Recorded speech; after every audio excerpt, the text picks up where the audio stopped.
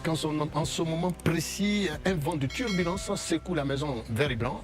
Croyez-moi, la maison verte et blanc. Parce qu'à l'analyse, il y a véritablement un tsunami, et le mot est un peu faible, qui secoue la maison au regard donc de la dernière décision prise par le président du PDCI RDA d'écarter ou alors de ne pas valider ou de parrainer la candidature de l'ancien secrétaire exécutif, homme qui a servi Houphouët-Boigny, qui a servi Bédié et qui a conduit le PDCI jusqu'à sa prise de pouvoir, lui-même Tidiane Thiam, qui n'est autre que M. Dukawi, Maurice Kakou Dukawi, député sortant dans le Gord. Sa décision d'être candidat pour le compte du PDCI RDA a rempilant justement à la tête donc de sa j'allais dire de sa circonscription, n'a pas été du tout de l'avis de M. Tidiane Thiam et du secrétariat exécutif du PDCI RDA actuel, au point que donc sa candidature n'a pas été retenue par les instances de décision du PDCI actuel. Cela constitue pour nous et pour la majorité des admirateurs, pour ne pas dire des analystes du monde politique ivoirien, eh bien, un crime de lèse-majesté dans la mesure où pour tous ceux qui savent qui est Maurice Kakou Dukawi, on ne saurait comprendre comment le PDCI n'a pas pu valider la candidature d'un tel homme. Est-ce parce que sa dernière interview avec un confrère de la place où des vérités crues ont été dites et sur le parti et sur la candidature de M. Billon ont été à la base donc de cet écartement? Je pense que les jours à venir nous situerons, mais pour l'heure, il est clair et de dire et sans embâche que l'écartement de M. Maurice Kakou Dukawi, si la liste des candidats du PDCI pour cette législative est pour nous un crime de lèse-majesté. Maurice Kakou Dukawi, qui a dirigé donc le secrétariat exécutif du PDCI, en a été donc le numéro 2 après le président Bédié. Il connaît les arcanes de ce parti, il connaît les hommes, il les a côtoyés pendant une dizaine d'années à la tête du secrétariat exécutif, et durant tout ce temps, et même bien avant, M. Tidiane Thiam était totalement absent de la sphère des décisions au PDCI RDA, puisqu'il avait fait 23 ans hors du pays. Alors un tel homme qui naturellement a construit le parti, qu'il a tenu aux côtés de Bédié jusqu'à ce que M. Tidiane Thiam prenne les rênes de ce parti, on ne saurait comprendre qu'est-ce qui a pu bien se passer. Parce que si on s'en tient à la question que vous m'avez posée, est-ce parce que M. Kakou Dukawi a refusé à un moment donné la nomination à lui faire par M. Tidiane Thiam de le proposer conseiller spécial plus tard, poste auquel il va démissionner, et sans faire beaucoup de tapage, il n'a pas du tout crié à reçu tous les toits, il est rentré dans sa petite boîte, et c'est la dernière interview qu'il a certainement eu à faire avec un confrère qui a dû certainement engendrer cette situation que je trouve d'ailleurs déplorable et qui n'honore point le PDCI RDA. On fera donc un petit tour de table là-dessus, ensuite sur les autres axes. On ne peut pas conserver trop la parole. Daouda Regardant, il n'y a pas que lui, on parle aussi du député à Koto, du côté de Daoukro. Il y avait l'honorable Zegwa qui avait quitté le RHDP pour revenir au PDCI, qui lui aussi n'a pas été retenu donc sur la liste des personnes qui vont donc représenter la bannière verte et blanche. Merci. À ces législatives. Merci beaucoup, Christelle. Vous savez, il y a un sachant du PDCI, il est encore contemporain, donc je ne citerai pas son nom, qui disait un jour que lorsqu'on crache en l'air, il ne faut pas s'étonner de recevoir des gouttes de salive sur son front. Et avant de commencer mon propos, je vais dire, M. Maurice Kakou Dukawi est victime aujourd'hui du karma. C'est-à-dire? Oui, mais parce que ce qui lui arrive aujourd'hui, lui aussi, il a fait à d'autres personnes hier. Comment cela? Il a fait à Didier Madi. Il a posé les mêmes actions vis-à-vis de son excellence, l'ambassadeur Kakabe. Rappelez-nous un peu le contexte. Non, ces mêmes personnes-là voulaient être candidates et tout. Il a fait en sorte d'écarter ces personnes-là. De la même manière que lui aussi est écarté aujourd'hui. Donc, partant de ce principe-là, je dis que M. Maurice Kakou Dukawi est victime du karma. Le karma, on le paye cash sur la terre. Quand je finis de dire cela, la crise aujourd'hui que traverse le PDCI révèle bien plus qu'un simple différend autour des investitures. Parce qu'elle met en lumière en fait la fragilité d'un parti en pleine recomposition depuis le décès de Henri Konan Bédié. Mais surtout, ce que ça met en lumière, c'est les limites d'un leadership balbutiant porté par M. Tidiane Thiam. C'est-à-dire? Si, c'est un leadership balbutiant. J'aimerais vous rappeler que M. Tidiane Thiam, du haut de sa tribune quelque part en France, avait dit qu'au PDCI, les gens faisaient n'importe quoi. Mais depuis un certain moment, quand on s'assoit, on regarde ce qui se passe au PDCI aujourd'hui, c'est vraiment n'importe quoi. Donc il y a un leadership balbutiant. C'est pas trop fort, est-ce que c'est n'importe quoi, peut-être? C'est lui, les mots je l'ai tiré de lui, c'est pas moi qui le dis, je ne fais que répéter que ce qu'il a dit. Voilà, on dit qu'au PDCI on fait n'importe quoi. Et pour ce qu'on est en train de voir actuellement, c'est vraiment n'importe quoi. Parce que les décisions de M. Tidiane Thiam aujourd'hui semblent être dictées par l'émotion, plutôt que par la stratégie politique bien mûrie. Or, en politique, la politique ne saurait s'accommoder d'émotions. Prenons le cas spécifique de M. Maurice Kakou Gikaoué, parce que vous avez parlé de Akoto Yao, vous avez parlé de Zegwa, Akoto Olivier, vous avez parlé de Dr Philippe Ayam Soko et toutes ces personnes-là. Mais comme la figure tutélaire du PDCI, c'est M. Maurice Kakou Gikaoué, je vais m'apaisantir sur. Et aussi nous dire qui le remplace, hein, voilà. Le rejet de la candidature de M. Maurice Kakou Gikaoué, baron historique du parti, constitue pour ma part une erreur monumentale. Dans la forme, la décision apparaît comme précipitée, brutale, mais limite personnelle. Mais dans le fond, ça démontre l'image d'un président qui est incapable de gérer les équilibres en interne du PDCI. Parce que hier, je vous le disais sur ce plateau-là, quand on regarde la situation du PDCI, on vient de sortir d'une élection où le président n'a pas été, a été écarté de la présidentielle, du fait de l'article 48, ça et là, tout et tout. Il y avait des divisions, comment on appelle ça, monsieur Jean-Luc Billon était de son côté, madame Valérie Yapo et autres, tout ça. Quand on regarde toutes ces divisions, je pense que l'heure est au rassemblement. Mais il n'a pas fait ainsi. Parce que Christelle, je vous le dis, sachez-le, un chef, un vrai chef politique, c'est qu'on ne bouscule pas les symboles d'un parti sans un travail préalable de médiation et d'explication. Parce qu'en écartant ces personnes-là, mais l'article 93 et 94 du PDCI, je paraphrase, il y a un modus operandi pour choisir les candidats au sein du PDCI. Ce n'est pas moi qui le dis. Que dit-il en shiftant, en fait, il dit que pour le choix des candidats, en fait, ça doit prendre en compte, si vous permettez, je l'aide à mon téléphone, je préfère le sortir pour... C'est mieux. C'est mieux pour qu'on puisse... faire le tour et puis on revient à vous. Non, je sais, c'est pas loin, c'est pas du tout loin. Okay, voilà, parce qu'il faut qu'on mette on va bouger. Pour voir un peu. Justement, je le lis, parce que je préfère prendre. La désignation du candidat du parti à l'élection présidentielle est faite au cours d'une convention dite convention d'investiture.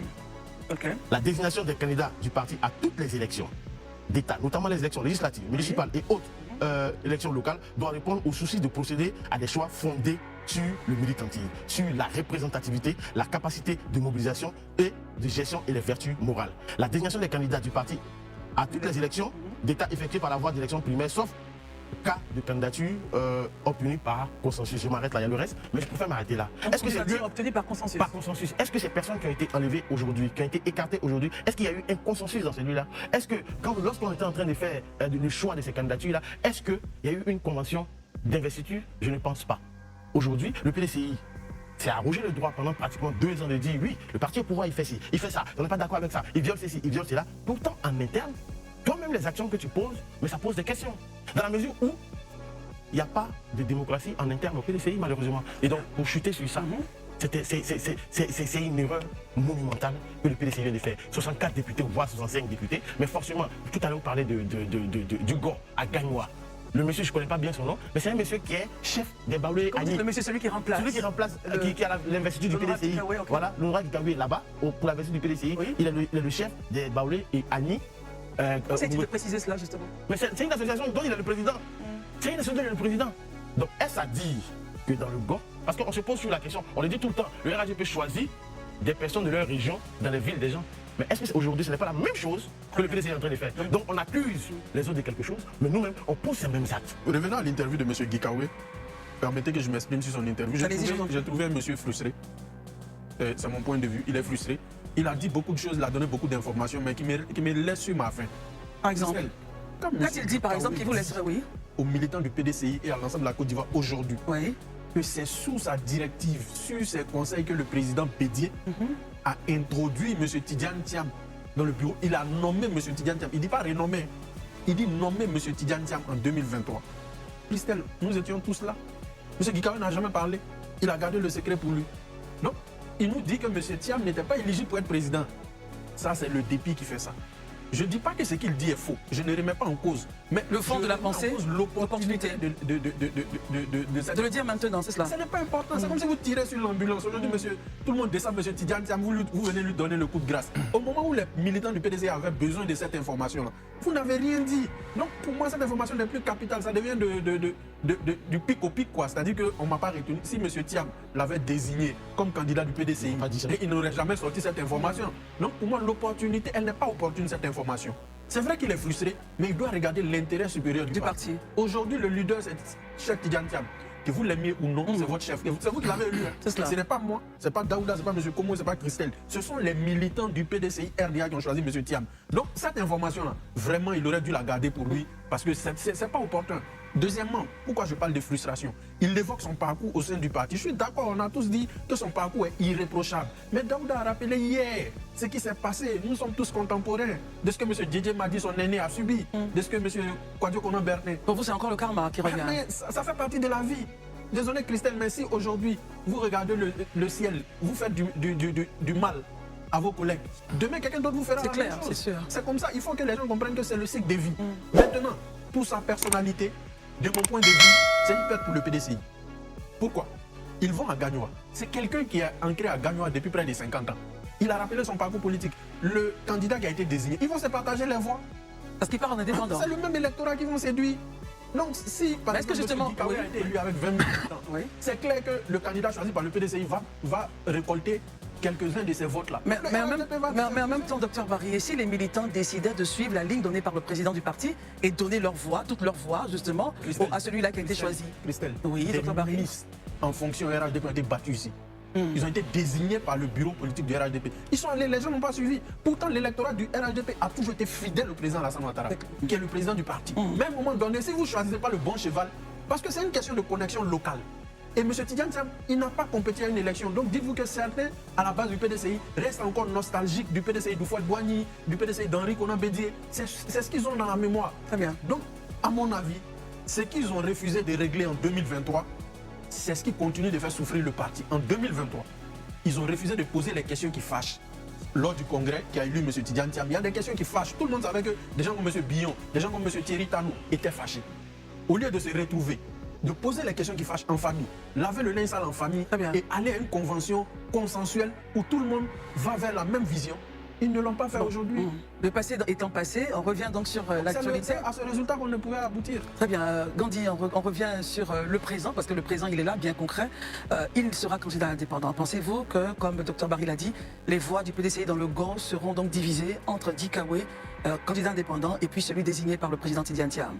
Tout à l'heure, j'ai entendu le prédécesseur dire qu'en fait, Dikawe récoltait plus ou moins ce qu'il faisait par le passé. Dikawe n'a jamais été président du PDCI. C'est vrai qu'il peut avoir été à la manœuvre, mais à la réalité, le véritable décideur du PDCI, c'est le président. Voilà, il était secrétaire, tout puissant secrétaire exécutif, oui. mais il a dû participer. Aujourd'hui, quand il prend par exemple des décisions, on ne pourrait pas dire par exemple c'était par exemple son secrétaire exécutif, ou bien peut-être c'était. Il faut pouvoir assumer. C'est-à-dire que quand vous êtes dans un parti, le chef du parti a la lourde responsabilité d'assumer les actes. C'est-à-dire que c'est comme le président de la République. Non, même ministre, on dira par exemple, quelqu'un viendra, bon, c'est moi qui ai fait qu'il a été nommé, mais la responsabilité est du président de la République ou dans le cas du PDCI, du président du PDCI. Moi, je vais être un peu plus clair. Je pense que Thiam, le PDCI qu'on appelle parti démocratique aujourd'hui, montre que ce n'est pas un parti démocratique. Ils ont un comité électoral dans leur sein. Dikawe l'a dit hier dans son interview. Il dit c'est le président du PDCI qui a appelé le comité électoral afin d'enlever son nom et pour mettre le nom d'un président d'une association privée tribale, c'est-à-dire des Baoulés et des Agnis dans le GOR. Là, c'est encore grave. Comment le comité électoral du PDCI a travaillé pour écarter Dikawe? Sur quelle base? Parce que je pense que quand on se réunit pour un comité électoral, il y a quand même des éléments objectifs sur lesquels tout le monde sait. Mais ça n'a pas été le cas. Moi, aujourd'hui, je suis étonné parce que vous voyez, je prends toujours l'exemple du président Alassane Ouattara. On peut tout lui reprocher, mais là où on veut diviser, il essaie de rassembler. On a vu à Montano, son ancien directeur de cabinet, se mettre avec l'opposition à un certain moment pour parler de CNT. Il a récupéré, il a appelé et aujourd'hui, c'est lui qui est candidat à Jacquesville. Quand on est dans un parti politique, quelles que soient les dissensions, on essaie toujours de rassembler. Mais pour parler même de Dikawe, depuis 1990, quand il y a eu la pluralité au niveau des élections, le PDCI n'a plus jamais pris la circonscription de gagnant sous préfecture. Et il a fallu Dikawe pour venir briser ce mythe. Vous voyez? Donc un tel personnage, quand il a brisé ce mythe-là, où il est revenu prendre cette circonscription, je pense que pour ses efforts, il y a des choses quand on est président, on a un dollar, il y a des choses sur lesquelles on peut se taire. Mais malheureusement, ce n'est pas le cas. Qu'est-ce qu'il veut rechercher pour écarter Dikawe? Même pour moi, il montre plus ou moins qu'il ne veut pas qu'il y ait un député à Gagnoa sous préfecture. Est-ce que c'est pas déjà vendre la peau de l'ours avant de la tuer? Je l'a dit, Barry l'a dit. Vous voyez, nous sommes deux candidats, on avait un passé, on se divise. Parce que n'oubliez pas que là-bas, par le passé, c'était les gens le pouvoir dans le FPI qui est devenu aujourd'hui pour certains, qui réalisaient toujours le poste. Mais aujourd'hui, deux candidats, comme le veut pas, Dikawe, c'est quand même un dinosaure du PDCI. Je pense que cette manière d'agir avec lui n'est vraiment pas, c'est pas juste. Et ça, c'est pas de nature à créer un climat de paix. Et Thiam, contrairement à ce qu'on a pensé, on l'a présenté comme le Messie, mais il montre qu'il a la rancune tenace. Et à la limite, c'est du mépris pour ma part.